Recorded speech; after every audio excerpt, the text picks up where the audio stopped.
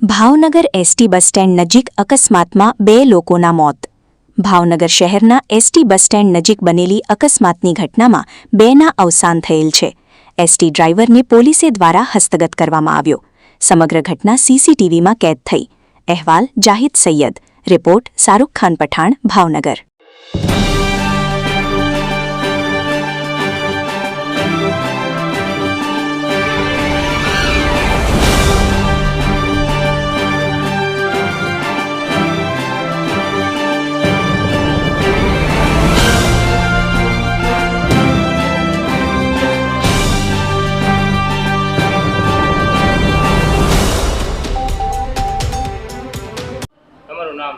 મારું નામ છે લાલજીભાઈ ગગજીભાઈ, ગામ ઠોંડા. અમે બધા આવતા ભાવનગર ખરીદી કરવા, વાસણની ખરીદી કરવા આવતા.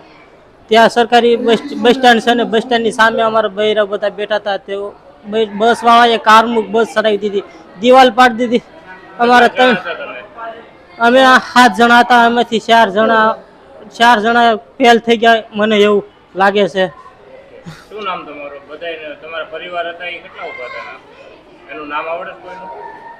એક મધુબેન લાલજીભાઈ, લતાબેન ગુલાબભાઈ અને એક એની છોકરી છે અને 2 અમારા ભાઈઓ છે. કેટલા જણા ઉભા હતા? અને 7 જણા અમે ઉભા હતા. તમે બસમાં હતા કે ખાલી? અમે બસ સ્ટેન્ડ ઉતરીને દિવાલના ટેકે ઉભા હતા. ક્યાંથી આવ્યા તમે? અમે આવ્યા રંગોળાથી આવ્યા, રોડ ઉપર આવ્યા, ત્યાં ઉતર્યા. શું લેવા આવ્યા હતા? વાસણની ખરીદી કરવા આવ્યા હતા.